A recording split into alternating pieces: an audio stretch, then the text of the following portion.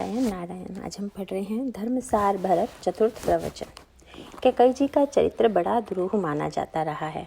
वैसे रामचरितमानस में उनके चरित्र की प्रशंसा में अनेक वाक्य कहे गए हैं, पर उनके चरित्र में हम धर्माभास पाते हैं। इस धर्माभास के मूल में प्रवृत्ति कौन सी है? दो माताओं को लें, सुमित्रा अम्बा और कैकेयी अम्बा। अयोध्या के नागरिकों की दृष्टि में कैकेयी अम्बा के प्रेम की बड़ी ख्याति थी और उसकी तुलना में सुमित्रा अम्बा के प्रेम की उतनी प्रसिद्धि न थी। परंतु जब समय की कसौटी पर दोनों का प्रेम परखा गया तो दिखाई पड़ा कि कैकेयी अम्बा के प्रेम में निम्नता है, जबकि सुमित्रा अम्बा का प्रेम उत्कृष्टतम, जिसकी तुलना ही नहीं की जा सकती। यदि आप गोस्वामी जी के ग्रंथों का अध्ययन करें तो एक बड़ी अद्भुत बात पाएंगे। भगवान राम जिनका सबसे अधिक ध्यान रखते थे वे थी कैकेयी अम्बा, और बाह्य दृष्टि से देखने पर ऐसा लगता है कि प्रभु को सुमित्रा अम्बा की चिंता नहीं है। जिस समय लक्ष्मण जी भगवान राघवेंद्र से आग्रह करते हैं कि मैं भी आपके साथ चलूँगा, तो प्रभु लक्ष्मण से कहते हैं, मांगहु विदा माँ तु सन जाई, जाकर माँ से विदा मांगाओ। प्रभु वन जाने से पूर्व कौशल्या अम्बा से आज्ञा प्राप्त करते हैं और कैकेयी अम्बा की आज्ञा लेकर तो जाते ही हैं। जब उन्होंने दो माताओं से आज्ञा मांगी तो क्या उचित न होता कि वे सुमित्रा अम्बा से भी आज्ञा प्राप्त करते? लक्ष्मण को उनके पास भेजने के साथ ही वे स्वयं भी तो उनके पास जा सकते थे और उनके चरणों में प्रणाम करके आ सकते थे। यह बात अटपटी लगती है कि उन्होंने दोनों माताओं से तो आज्ञा लेना आवश्यक समझा, पर सुमित्रा अम्बा के महल में गए ही नहीं। उधर सुमित्रा अम्बा का भी व्यवहार बड़ा अनोखा है। वे प्रभु से इतना प्रेम करती हैं कि उसकी तुलना नहीं, लेकिन प्रभु जब वन को जाती हैं तो वे लक्ष्मण को बड़े उत्साह से प्रभु के साथ भेज देती हैं, पर वे स्वयं उनसे मिलने नहीं आती। इसका अभिप्राय क्या है? क्या यह मान लें कि कैकेयी अम्बा का स्नेह ऊंचा है और सुमित्रा अम्बा के स्नेह में निम्नता है? नहीं, ऐसी बात नहीं। तो यथार्थता क्या है? वस्तुतः श्री राघवेंद्र द्वारा कैकेयी जी के प्रति किया जाने वाला जो सतत आदर का व्यवहार है वह प्रभु की सजगता का सूचक है, और सुमित्रा अम्बा के प्रति उनका जो व्यवहार है वह अपनत्व और विश्वास की पराकाष्ठा का सूचक है। यही अंतर है। सुमित्रा अम्बा के सामने व्यवहार करते हुए प्रभु को यह चिंता नहीं रहती कि कहीं सुमित्रा अम्बा मेरे व्यवहार से बुरा न मान जाएं, अथवा उनको मेरे व्यवहार से ऐसा कुछ न लगे कि मैंने उनकी उपेक्षा कर दी। पर कैकेयी अम्बा के प्रति राघवेंद्र निरंतर सजग रहते हैं। वे जानते हैं कि कैकेयी जी के हृदय में यह बात बड़ी शीघ्रता से आ सकती है कि राम ने मेरा ध्यान नहीं रखा। विनय पत्रिका में गोस्वामी जी ने बड़ा सुंदर दृष्टांत दिया है। उनसे पूछा गया कि प्रभु कैकेयी अम्बा का इतना ध्यान क्यों रखते हैं, तो उन्होंने कहा, ताकु मातु को मन जो गवत, जो निज तन मरम को घाऊ। अगर अपने शरीर में फोड़ा हो जाए तो सबसे ज़्यादा ध्यान उसी का रखना पड़ता है।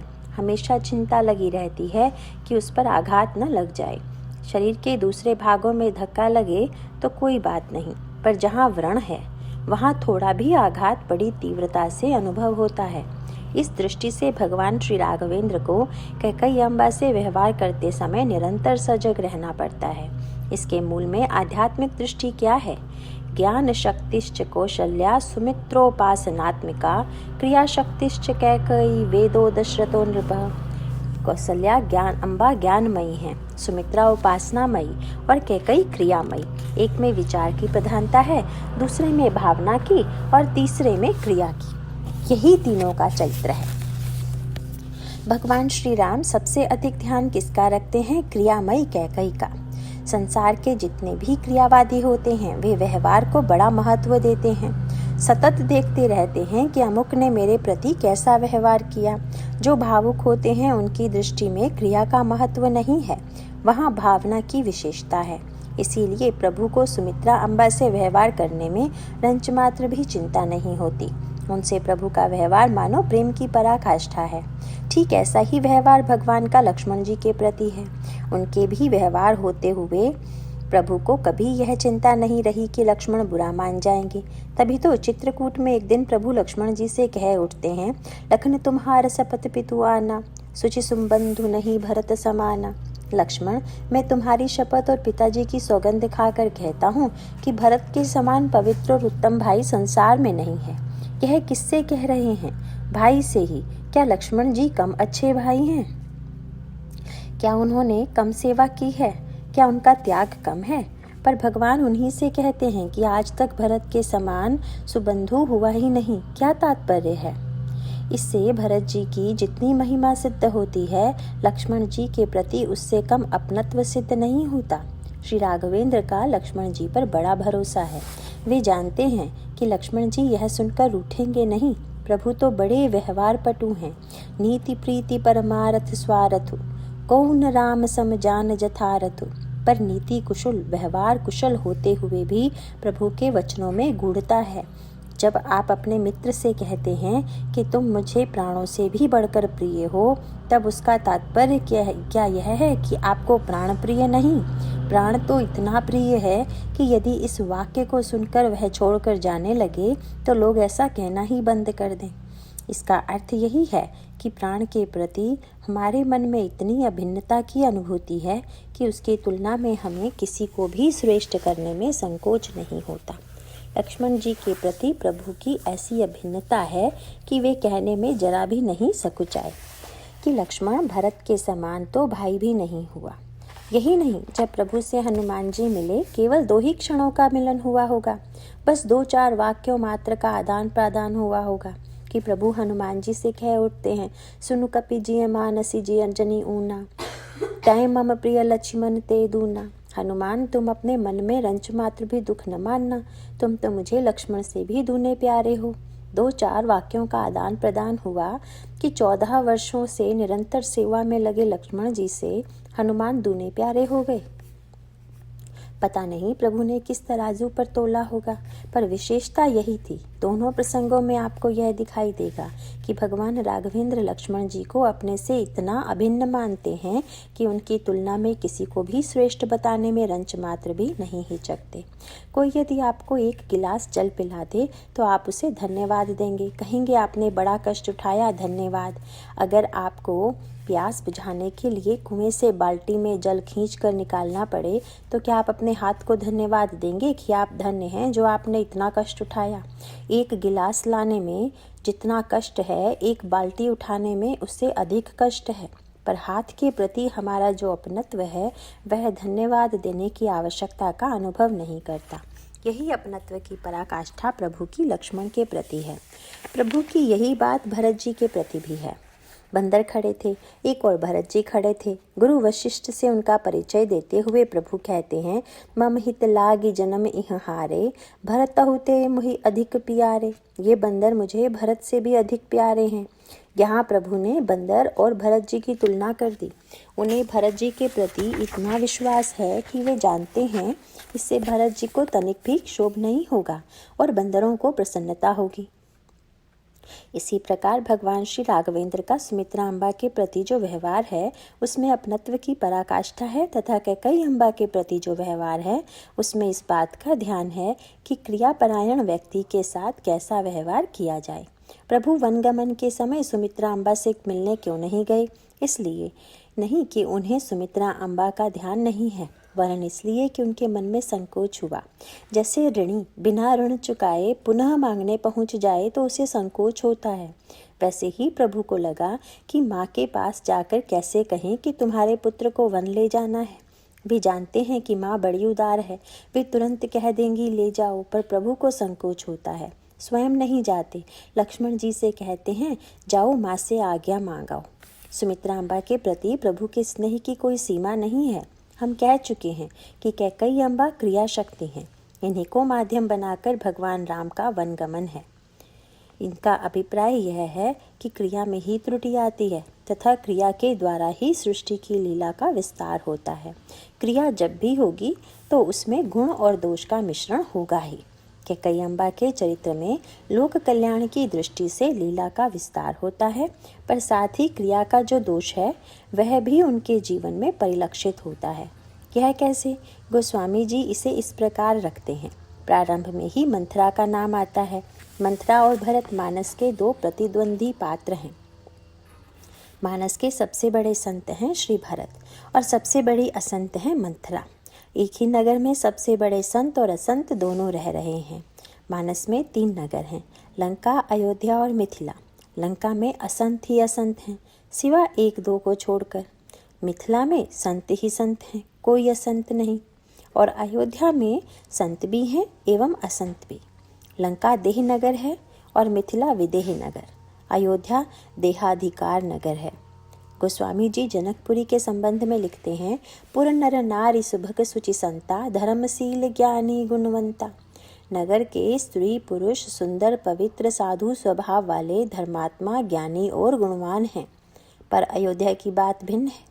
वहाँ यदि एक से बढ़कर एक धार्मिक व्यक्ति है तो संसार की सबसे बड़ी असंत मंथरा भी वहीं रहती है। वह रावण, कुंभकर्ण और मेघनाथ की तुलना में भी बड़ी असंत है। रावण, मेघनाथ और कुंभकर्ण तो लंका में रहकर अत्याचार और पाप करते हैं, पर जो अयोध्या में भगवान राम की प्रिय माता कैकई के भवन में रहे, फिर भी जिसके अंतःकरण का दोष दूर न हो और जो कैकई की बुद्धि को भी बदल दे, उससे बढ़कर असंत और कौन होगा। गोस्वामी जी संत और असंत की परिभाषा करते हुए लिखते हैं कि दोनों का लक्षण एक ही है। संत भी दुख का प्रेमी है और असंत भी। दोनों महान दुख उठाने के लिए तैयार रहते हैं। तो क्या संत और असंत में कोई अंतर नहीं है? एक छोटा सा अंतर है। वह क्या? संत सहई दुख पर हित लागी, पर दुख हेतु असंत अभागी। संत दुख उठाते हैं दूसरों की भलाई के लिए और असंत दूसरों को दुख पहुंचाने के लिए। अतः जो दूसरे को दुख देने के लिए बड़े से बड़ा दुख उठा ले वह है असंत, और जो दूसरे को सुख देने के लिए महान दुख अपना ले वह है संत। दोनों बिल्कुल एक जैसे ही होते हैं। यही बात आपको भरत और मंथरा में मिलेगी। दोनों महान दुख उठाने वाले व्यक्ति हैं और दोनों की दशा एक सी है। दोनों का हृदय जल रहा है। भरत जी का हृदय किस लिए जलता है? इसलिए कि राम लखन सिय बिनु पग पनहि, करि मुनि वेश फिरहि बन बनहि, यही दुख दाह दहई दिन छाती। प्रभु भैया लक्ष्मण और जानकी जी के साथ पैरों में बिना जूती मुनियों का वेश बनाए वन वन में फिर रहे हैं। और मंथरा का हृदय क्यों जल रहा है? वह पूछती है कि नगर क्यों सजाया जा रहा है। उत्तर मिलता है, राम को राज्य मिलने वाला है और यह सुनकर उसकी छाती जलने लगती है। पूंछे सी लोगन का उछाहु, राम तिलक सुनि भा उरदाहु। दोनों का हृदय समान रूप से जलता है। एक का हृदय दूसरे के दुख की कल्पना से जलता है तो दूसरे का दूसरे के सुख की कल्पना से। भरत जी को न तो नींद आती है और न भोजन रुचता है।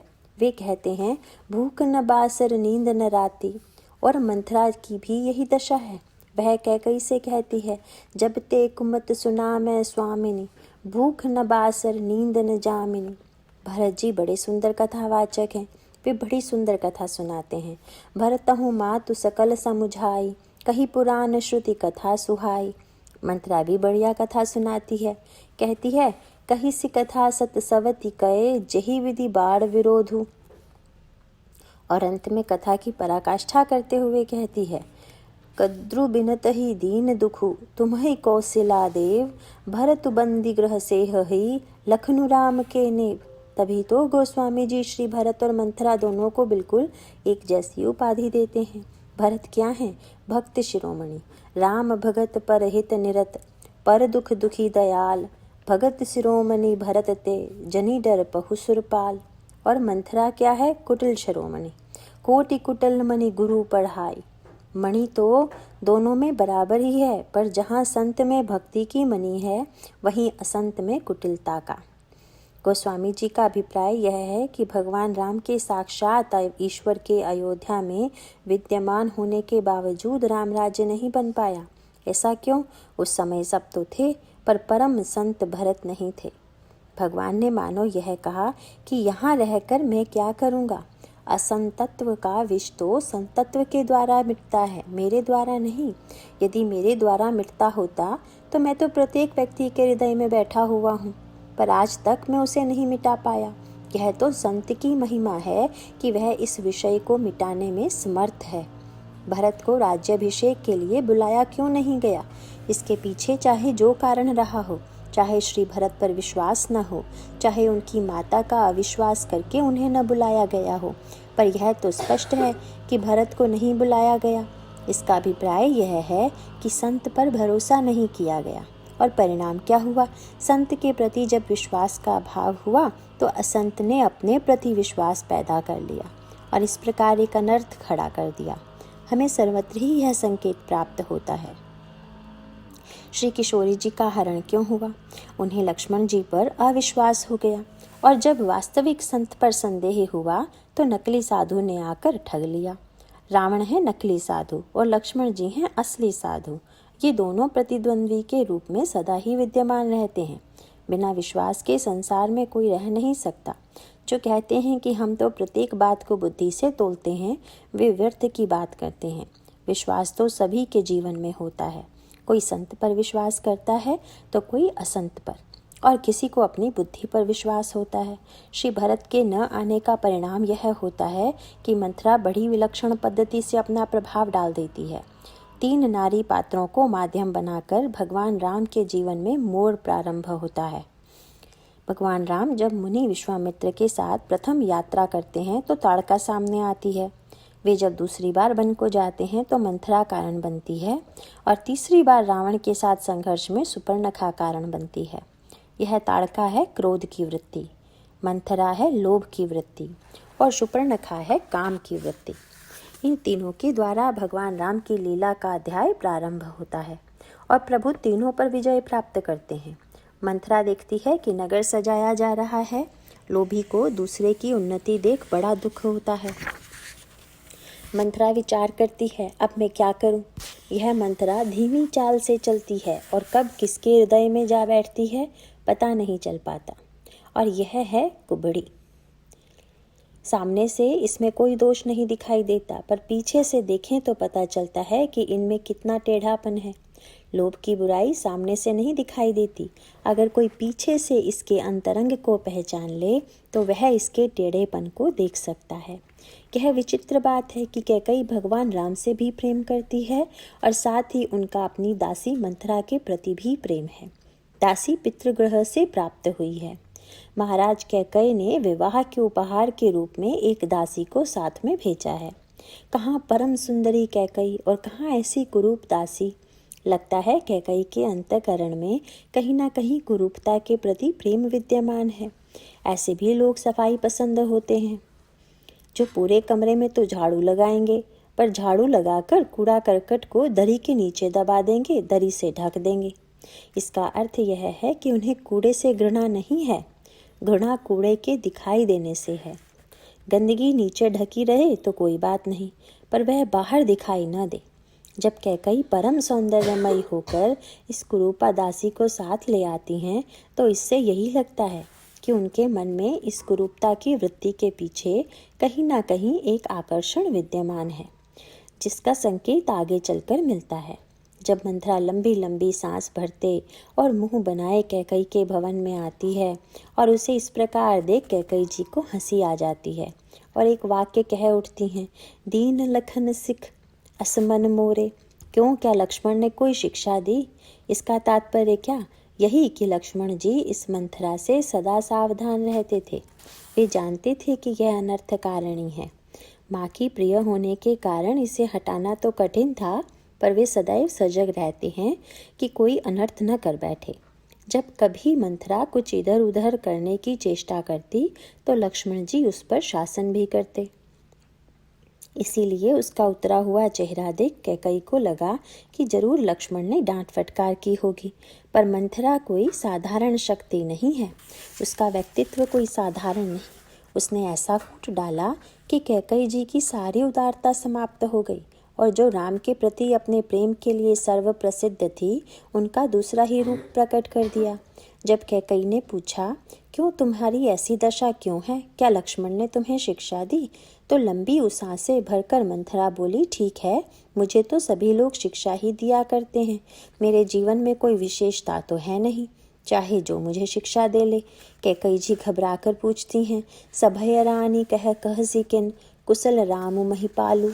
राम के प्रति इतना स्नेह है कि रानी पहले उन्हीं की कुशल पूछती हैं और तब राजा दशरथ एवं भरत लक्ष्मण शत्रुघ्न की। सभय रानी कह सिकिन कुशल राम महिपालु। लखनु भरतु रिपुद मनु सुनी भाकुबरी ऊर सालू। मंथरा को बड़ा बुरा लगा। देखो तो राम के विरुद्ध मैं इन्हें भड़काने आई और इनका राम से इतना अनुराग है कि पहला प्रश्न उन्हीं के बारे में करती हैं। इन्हें चिंता तो भरत के बारे में होनी चाहिए थी जो इतने दूर हैं।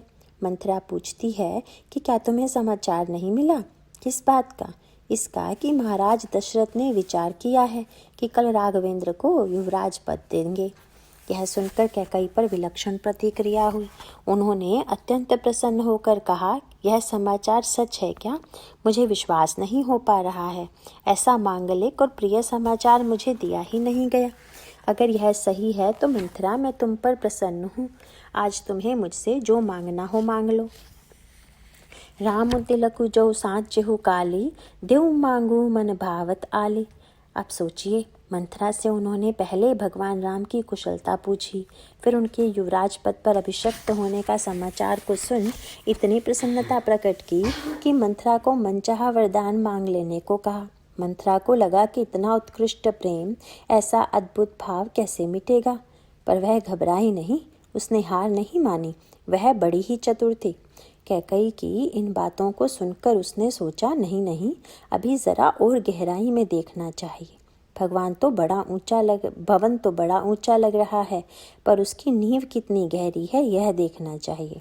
और जब मंथरा ने नींव को देखा तो जान लिया कि भले ही भवन ऊंचा है, पर नींव बड़ी कमज़ोर है। नींव में उतनी गहराई नहीं जितना कि भवन ऊंचा दिख रहा है। और बस इसी दुर्बलता को पकड़कर मंथरा ने सारा अनर्थ किया। उसने टटोलने के लिए कैकई से कहा, देवी, संसार में तो यह देखा जाता है कि प्रत्येक को अपना पुत्र ही सर्वाधिक प्रिय होता है और माता अपने पुत्र की कुशलता ही सबसे पहले पूछा करती है।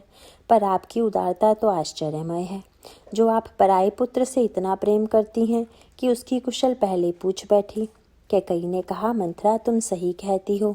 राम मुझे भरत से भी प्यारे हैं। कैकई यदि इतना कहकर रुक जाती तो भी बात ठीक थी, पर वे अपने आप को रोक नहीं पाती। वे कह उठती हैं, कौसल्या सम सब महतारी, रामई सहज सुभाए प्यारी, मुँह पर कर ही स्नेहु विशेषी। मंथरा, तुम्हें पता नहीं, भले ही राम को सहज स्वभाव से सब माताएं कौशल्या के समान ही प्यारी हैं, पर मुझ पर उनका प्रेम सब माताओं की अपेक्षा विशेष है। यह सुन मंथरा चौकन्नी हुई। उसने पूछा, अच्छा, आपको यह कैसे मालूम हुआ कि राम आपको सब माताओं की अपेक्षा ज़्यादा प्यार करते हैं? तुरंत कैकई जी के मुंह से निकला, मैं करी प्रीति परीक्षा देखी, मैंने उनके प्यार की परीक्षा लेकर देखा है। और यह सुनकर मंथरा मन ही मन प्रसन्न हो गई। उसने नींव की दुर्बलता पकड़ ली। व्यक्ति किसी बात की परीक्षा तब लेता है जब उसे कुछ संदेह हो, शंका हो। कैकई जी ने राम की प्रीति की परीक्षा ली। इसका अर्थ स्पष्ट है कि उनके प्रेम के संबंध में कैकई को संदेह रहा है। कौशल्या जी ने कभी राम के ज्ञान की परीक्षा नहीं ली। सुमित्रा अम्बा ने कभी राम को प्रेम की कसौटी पर नहीं कसा। तब भला कैकई अम्बा ने ही ऐसा क्यों किया? वे क्रियावादी जो हैं। क्रियावादी प्रत्येक वस्तु को अपनी सीमा में घेरकर स्वीकार करने का अभ्यस्त है। वह समझता है कि प्रत्येक वस्तु को अपनी क्रिया द्वारा परख लेगा। यदि कोई उससे अच्छा व्यवहार करता है तो वह समझता है कि वह उससे प्रेम करता है, और यदि किसी के व्यवहार में रंच मात्र त्रुटि हो तो वह उसे अपना अनुरागी नहीं मानता। क्रियावादी दूसरे की परीक्षा तो करना चाहता है, पर स्वयं अपनी परीक्षा नहीं करता कि वह दूसरे की परीक्षा लेने योग्य है भी या नहीं। कैकई जी भगवान राम के प्रेम की परीक्षा लेती हैं और अपने को परीक्षा लेने योग्य मान बैठती हैं। यही उनकी भूल है। इसका कारण स्पष्ट है कि कैकई अम्बा को भगवान राम के प्रेम का पूरा विश्वास नहीं है, तभी तो वे परीक्षा लेती हैं। यही वह नींव की दुर्बलता थी जिसे मंथरा ने पकड़ लिया। कोई व्यक्ति यदि एक बार परीक्षा में उत्तीर्ण हो जाए तो यह कोई आवश्यक नहीं कि वह बार बार उत्तीर्ण होता रहे। जो एक बार पास हो गया वह दूसरी बार फेल भी तो हो सकता है।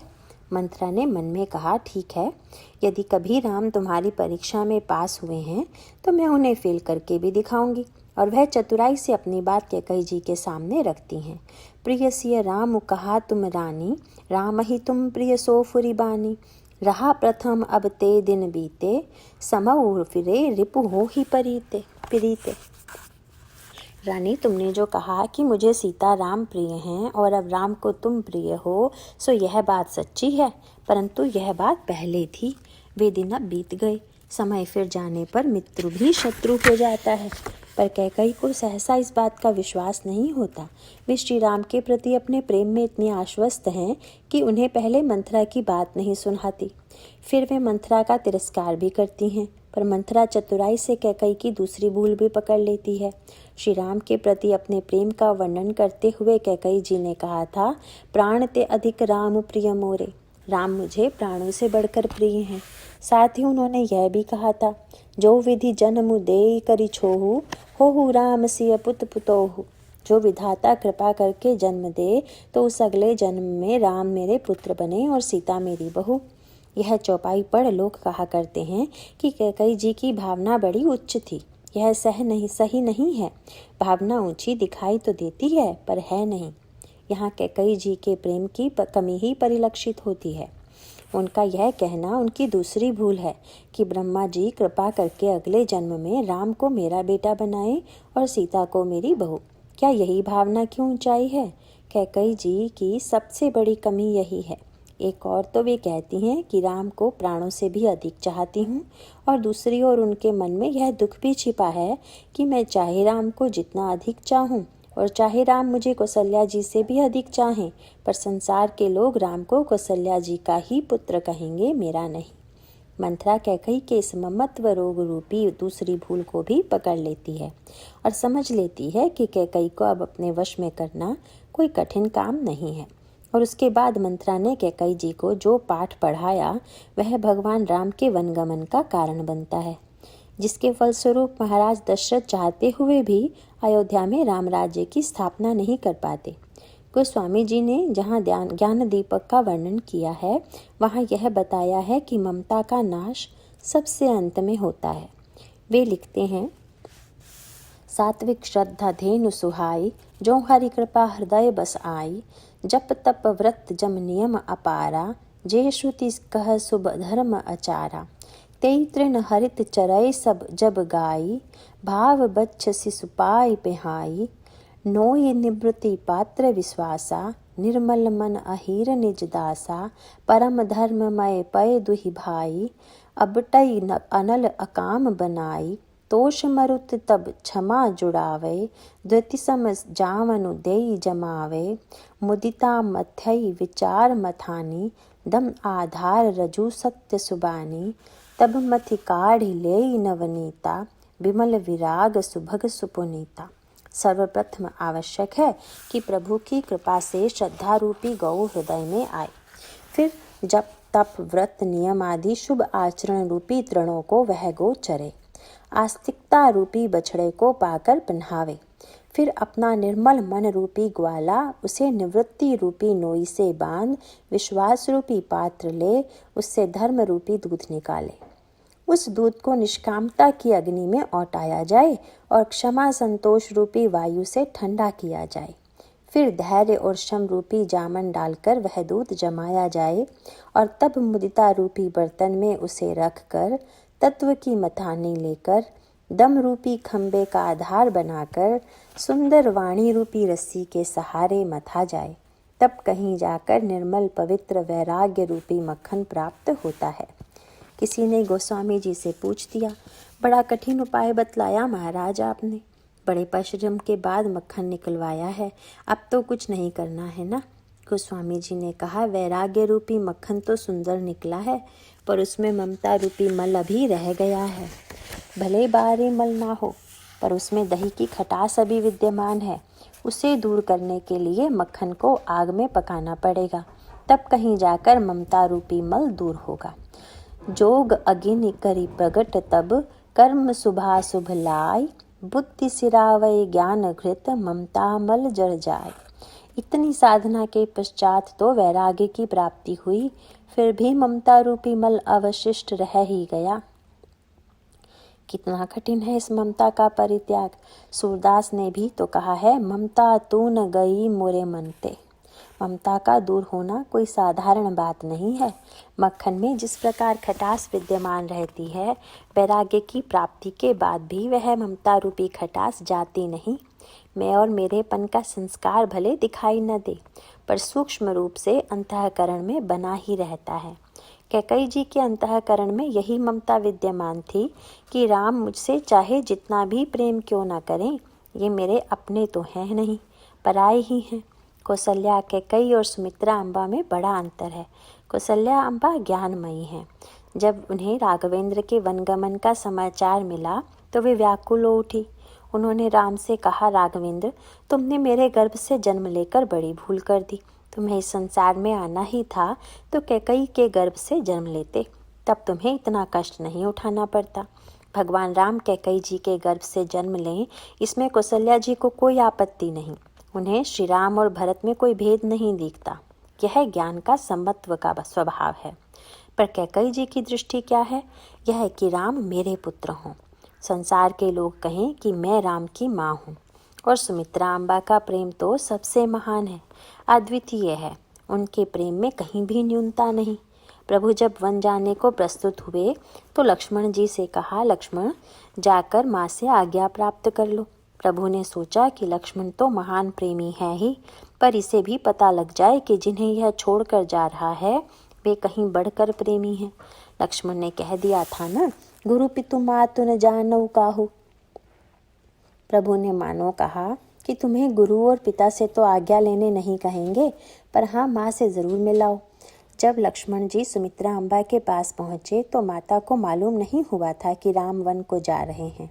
लक्ष्मण को देख उन्हें बड़ा आश्चर्य हुआ कि इनकी आंखों में आंसू कैसे हैं। आज तो जीवन की सबसे बड़ी प्रसन्नता की घड़ी है। आज राम को राज्य मिलने वाला है। लक्ष्मण के लिए इससे बढ़कर आनंद की बात और क्या हो सकती है। पर इसकी आंखों में आंसू। उन्होंने तुरंत कहा, लक्ष्मण, ऐसी प्रसन्नता की घड़ी में तुम उदास हो, क्या बात है? लक्ष्मण जी ने सारी घटना कह सुनाई। सुनते ही सुमित्रा अम्बा की आंखों में आंसू झरने लगे। उनके आंसू देख लक्ष्मण जी को चिंता हो गई। यही स्नेह बस करब अकाजू, ये स्नेहवश मेरा काम ना बिगाड़ दें। मैं तो इनसे आज्ञा लेने आया हूँ और ये आंसू बहा रही हैं।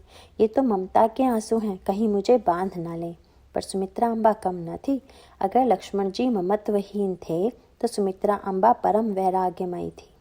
सारी बातें लक्ष्मण जी से सुनकर सुमित्रा अम्बा बोल उठी, लक्ष्मण, लगता है तुम में कुछ कमी रह गई है। राघवेंद्र मन को जा रहे हैं तो तुम यहाँ कैसे? लक्ष्मण जी ने कहा, माँ, प्रभु ने मुझसे कहा कि जाकर माँ से वन जाने की आज्ञा मांगाओ। सुमित्रा अम्बा बोली, और तुम चले आए? फिर तुम्हारा यह कथन कि मैं माँ को नहीं मानता, गुरु पितु मातु न जानऊ काहू, कहाँ तक सिद्ध हुआ? माँ को मानते भी नहीं और आज्ञा लेने चले आए। लक्ष्मण जी बड़े सकपकाए। उन्हें कोई उत्तर न सूझ पड़ा। माँ पुनः बोली, बताओ, अगर मैं आज्ञा ना दूं तो तुम क्या करोगे? रहोगे या जाओगे?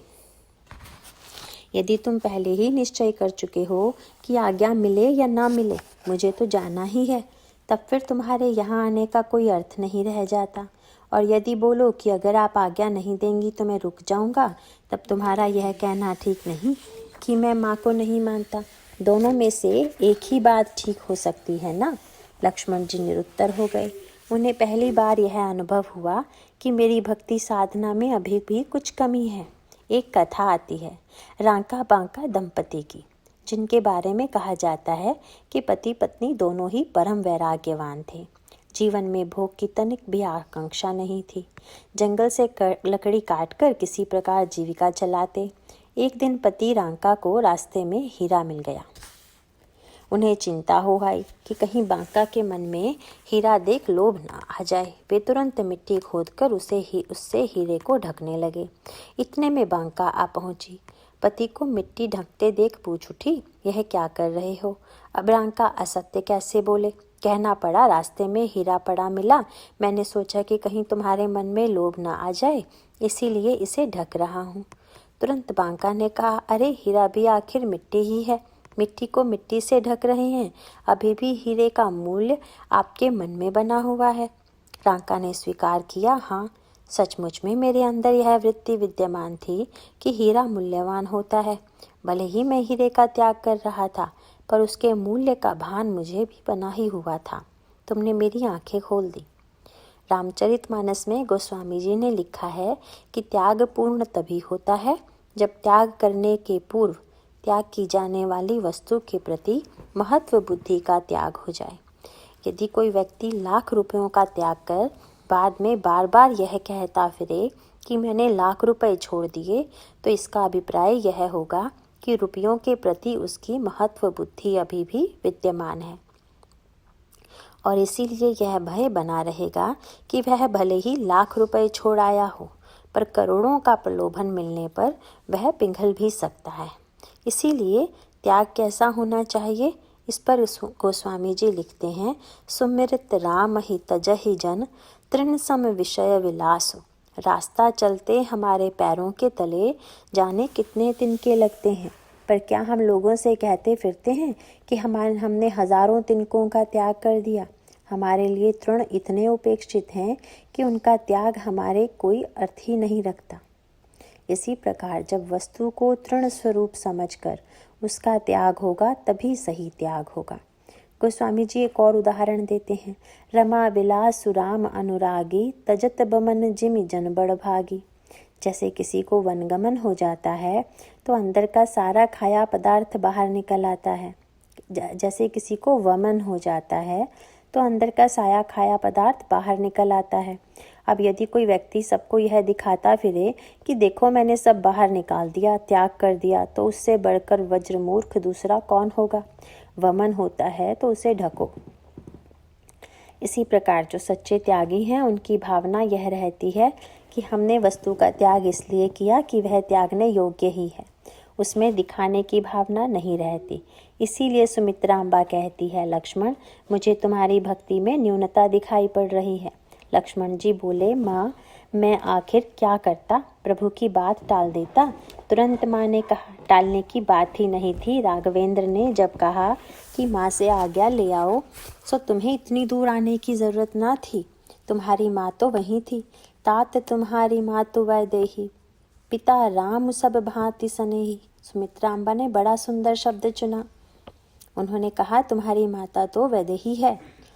इसमें व्यंग यह था कि लक्ष्मण वैदेही के पुत्र होकर तुमने इस देह को माता मान लिया, इसका मुझे दुख है।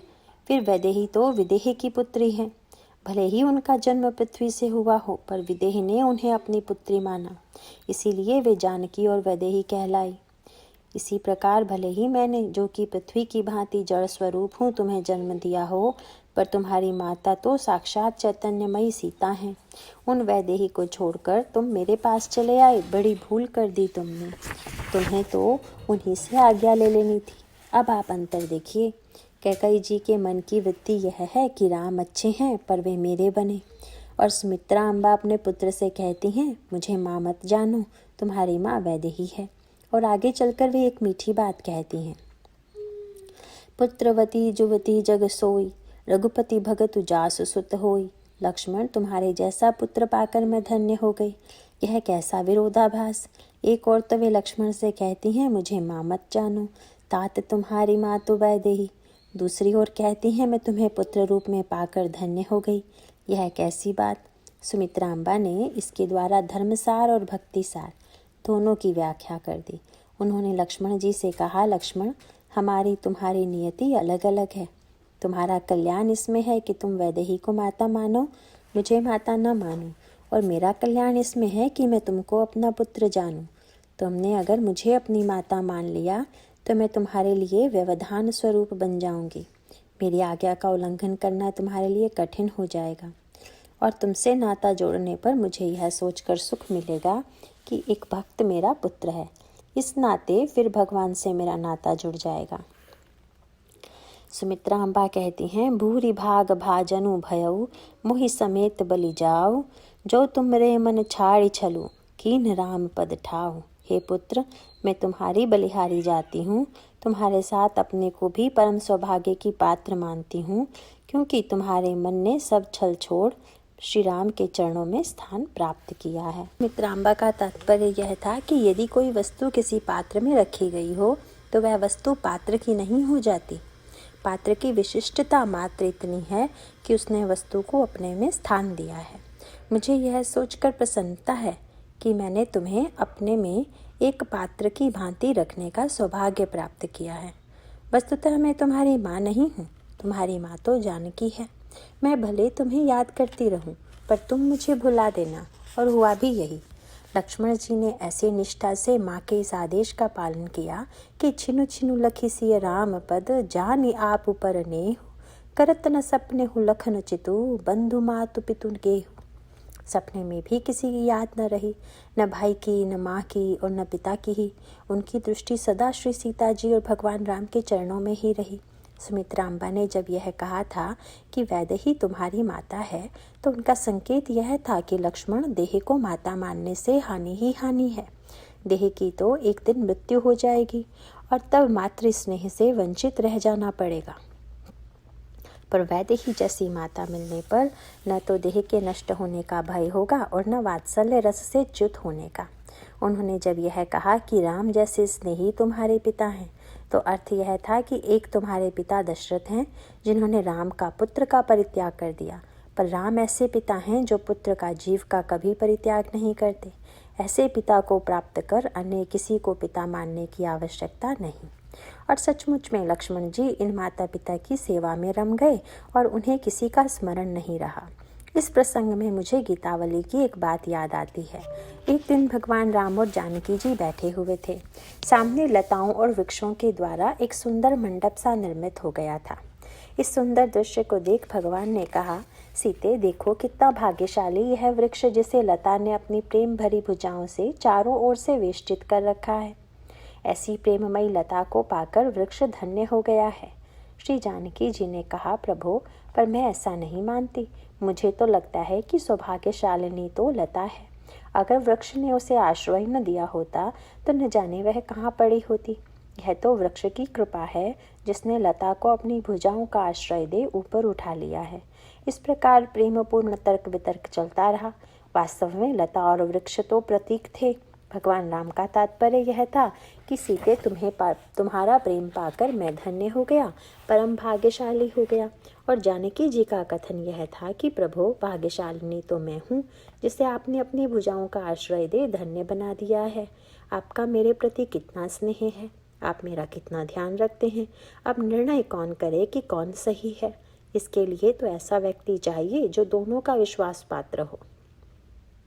ऐसा व्यक्ति लक्ष्मण जी को छोड़ और कौन हो सकता था। उन्हें बुलाया गया और कहा गया, लक्ष्मण, आज तुम्हें न्यायाधीश बनाया जाता है, ठीक ठीक निर्णय देना। दोनों ने अपनी अपनी बात रखी। ध्यान से सुनकर लक्ष्मण जी ने कहा, आप दोनों की बातें थोड़ी थोड़ी ठीक हैं, पर पूरी ठीक किसी की नहीं। फिर पूरी ठीक बात क्या है? दोनों ने अचरज से पूछा। मुझे लगता है कि एक दूसरे को पाकर लता और वृक्ष दोनों ही सौभाग्यशाली हैं, पर सबसे सौभाग्यशाली तो वह पथिक है जिसके सिर पर ये दोनों छाया किए हुए हैं। सचमुच मुझसे बढ़कर सौभाग्यशाली दूसरा कौन होगा जिसके ऊपर आप दोनों की स्नेह छाया निरंतर विद्यमान है। और बात बिल्कुल सच्ची थी। प्रभु श्री लक्ष्मण को उसी प्रकार संभाल रखते थे जैसे पलके नेत्र के गोलकों की। जोग बही प्रभु सिय लख नहीं कैसे, पलक बिलोचन गोलक जैसे। तो कैकेयी अम्बा के जीवन में यदि यह ममत्व शेष न होता कि भरत मेरे पुत्र हैं, राम पराए हैं, तो उनका जीवन परिवर्तित हो जाता। पर यह ममता एक विचित्र रोग है। गोस्वामी जी ने कहा, ममता तरुण तमी अंधियारी। यह ममता घोर अंधेरी रात है। जैसे सघन अंधेरी रात में किसी को कुछ दिखाई नहीं देता, उसी प्रकार जिसके जीवन में ममता आ जाती है उसे सत्य दिखाई नहीं पड़ता। एक व्यक्ति ने तुलसीदास जी से कह ही दिया, हम आपकी बात को सही माने या अपने जीवन के अनुभव को सच माने। आप कहते हैं कि ममता के रहने पर कुछ दिखाई नहीं देता, पर हमें तो अंदर ममता के रहने पर भी दिखाई देता है। आपकी बात को कैसे सच मान लें? गोस्वामी जी ने कहा, तब तो और भी डर की बात है। अगर आपको अंधेरे में दिखाई पड़ता है तो समझ जाइए कि आप क्या हैं।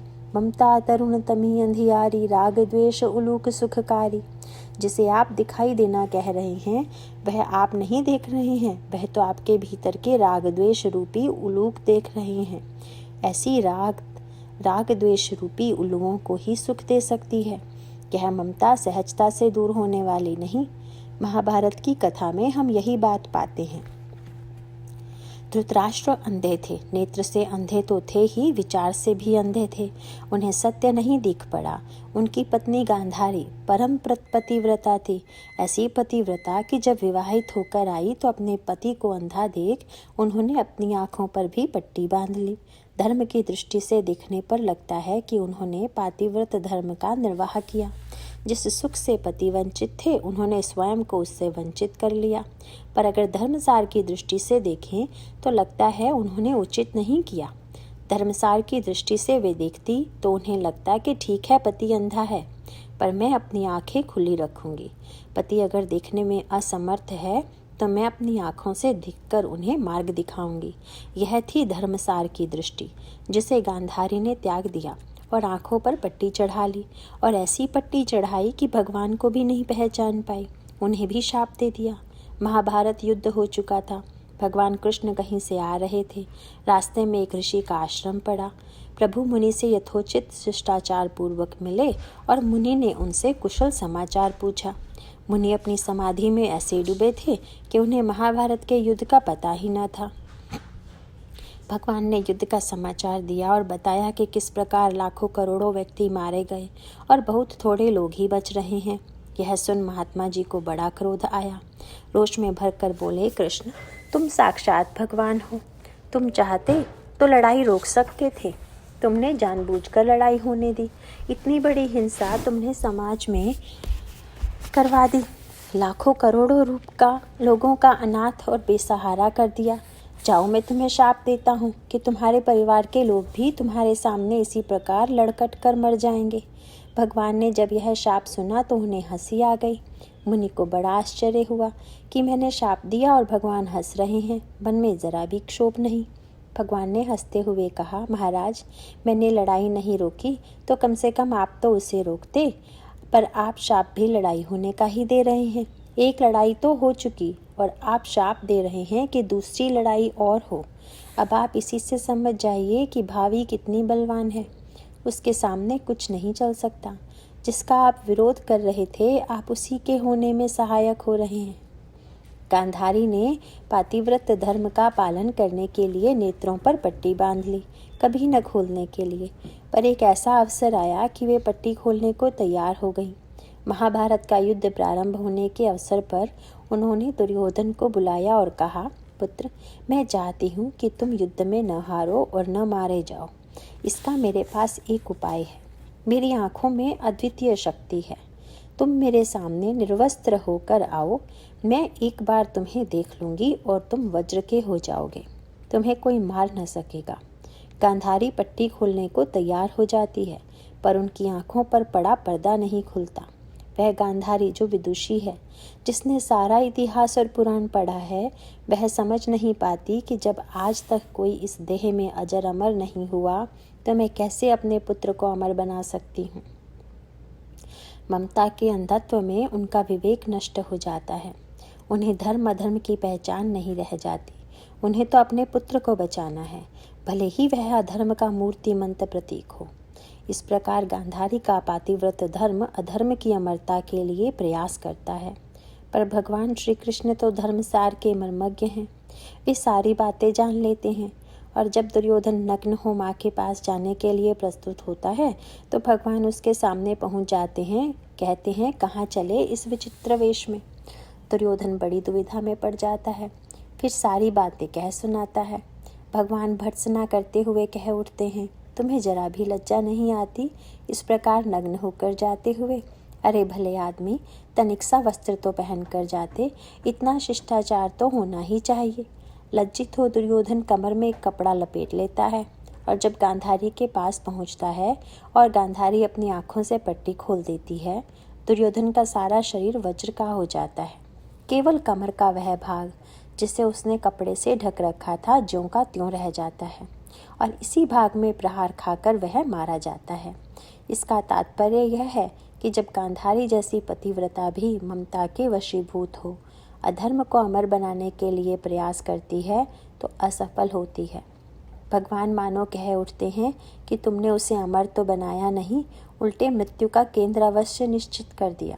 पहले पांडवों को सोचना पड़ता कि प्रहार कहाँ करना चाहिए, पर अब तो तुमने स्वयं ही बता दिया कि कौन सा भाग दुर्बल है और चोट कहाँ करनी है, और इस प्रकार उसे मृत्यु के और निकट पहुँचा दिया। यही ममता है जो धृतराष्ट्र और गांधारी के सारे विवेक को नष्ट कर देती है। इसी प्रकार मंथरा भी कैकई की ममता को उभार देती है। जब कैकई का कल्याण किस में है? एकमात्र इस ममता के नाश में। इसका नाश कैसे हो? यह तो एक भीषण रोग है जिसे एक कुशल चिकित्सक ही दूर कर सकता है। भगवान राम की मान्यता है कि एकमात्र श्री भरत ही ऐसे योग्य चिकित्सक हैं जो इस रोग को दूर कर सकते हैं। जिसका निदान भगवान राम स्वयं नहीं कर सकते, उसे वे भरत जी को सौंपते हैं। जब समुद्र मंथन हुआ था तब तो उसमें से 14 रत्न निकले थे, उनमें एक धन्वंतरी भी थे। इसी प्रकार जब भरत रूपी समुद्र का मंथन होता है तब भरत चरित्र रूपी धन्वंतरी का प्राकट्य होता है, जो कठिन से कठिन रोगों को दूर कर देते हैं। कैकई अम्बा ने प्रार्थना की थी कि अगले जन्म में उनके पुत्र राम हो, भरत नहीं। राम ने सोचा, माँ का आगामी जन्म तो होने वाला है नहीं, क्यों ना इसी जन्म में माँ की इच्छा पूरी कर दें। ऐसी व्यवस्था कर दें कि माँ को इसी जन्म में प्रतीति हो जाए कि उनका पुत्र भरत नहीं, मैं ही हूँ। पर यह तभी संभव है जब उनकी ममता दूर हो। यह कार्य श्री भरत के माध्यम से ही संभव हो सकता है, और होता भी यही है। जब श्री भरत ननिहाल से लौटते हैं तो उन्हें भगवान राम के वनगमन और राजा दशरथ की मृत्यु का समाचार मिलता है। इन सब के मूल में माता को कारण जान वे कैकई की ऐसी कठोर शब्दों में भर्त्सना करते हैं जिसकी कल्पना नहीं की जा सकती। वे कह उठते हैं, जब ते कुमति कुमत जियठ हयु, खंड खंड होई हृदय न गयु, बरमागत मन भई नहीं पीरा, गरी न जीहि मुँह पर्यु न खीरा, भूप प्रतीति तोरि किमि कीन्ही, मरण काल विधि मति हरि लीन्ही। अरे कुमति, जब तूने हृदय में यह गर्हित विचार ठाना तो उसी समय तेरे हृदय के टुकड़े टुकड़े क्यों ना हो गए। बर मांगते समय तेरे मन में जरा भी पीड़ा नहीं हुई, तेरी जीभ नहीं गल गई, तेरे मुंह में कीड़े नहीं पड़ गए। राजा ने तेरा विश्वास कैसे कर लिया? लगता है विधाता ने मरने के समय उनकी बुद्धि का हरण कर लिया। यह सुनकर कैकई को मर्मांतक पीड़ा होती है। हृदय में ऐसा तीव्र आघात लगता है जैसे उनकी मृत्यु हो जा रही हो। मृत्यु का अभिप्राय केवल शरीर ही से तो नहीं है। कहा भी गया है, संभावित कहू अपजस लाहू, मरण कोटि सम दारुण दाहू। प्रतिष्ठित व्यक्ति के लिए तो अपयश करोड़ों मृत्यु के समान दुखदायी है। चित्रकूट में तो कैकई जी की ग्लानि इतनी बढ़ जाती है कि उन्हें लगता है कि धरती फट जाए और मैं उसमें समा जाऊं। पर पृथ्वी कहती है, मैं तुम्हें जगह नहीं दूंगी। अव निज महि जाचति कैकई, महि न बीचु विधि बीचु न देहि। नरक भी कहता है, मैं राम विरोधी को रखने को तैयार नहीं। राम विमुख थलु नरक न लहहि। बड़ी विपत्ति है कैकई जी के जीवन में। पृथ्वी फटने को तैयार नहीं, नरक रखने को तैयार नहीं, पुत्र ने तिरस्कार किया है। ऐसे समय में मुस्कुराते हुए भगवान राम आ खड़े होते हैं और कहते हैं, देख लो माँ, मुझे छोड़कर तुम्हारा और कोई नहीं। आज से तुम जान लो कि तुम्हारा पुत्र मैं हूँ। तुम अगले जन्म में मुझे पुत्र रूप में चाहती थी, पर मैं तो इसी जन्म में तुम्हारा पुत्र हो गया। मुझे छोड़कर तुम्हारा और कौन है? और सचमुच में कैकई जी को लगा कि राघवेंद्र को छोड़ उनका और कोई नहीं। जिस पुत्र के लिए उन्होंने इतना अनर्थ किया, राजा से दान मांगा, राम को वनवासी बनाया, राजा को काल के हाथ में भेज दिया, उसी पुत्र से उन्हें सुनने को मिला, खंड खंड हुई हृदय न गयु। और दूसरे पुत्र ये राम हैं जिन्होंने उन्हें अपना बना लिया। कैकई जी को पता लग गया कि नाता किससे जोड़ना चाहिए और किससे नहीं, और उनके जीवन में ऐसा तीव्र वैराग्य उत्पन्न हुआ कि उनकी ममता का सर्वथा अभाव हो गया। गोस्वामी जी गीतावली रामायण में लिखते हैं, कैकई जी जौलऊँ जियति रही, तौलऊँ बात मातु सो, मुँह भरी भरत न भूली कही। जब तक कैकई जीवित रही, भरत जी से कभी उनकी बातचीत नहीं हुई, पर उन्हें दुख नहीं रहा कि भरत उनसे बोल नहीं रहे हैं, अपितु उन्हें यह संतोष था कि राम उन्हें अपनी माता से भी बढ़कर मानते हैं। मानि राम अधिक जननी ते। इस प्रकार श्री भरत की कठोरता कैकई अम्बा की ममता रूपी तमस का विनाश कर उनके हृदय को भगवान राम के दिव्य प्रेमालोक से पूरित कर देती है। नारायण नारायण।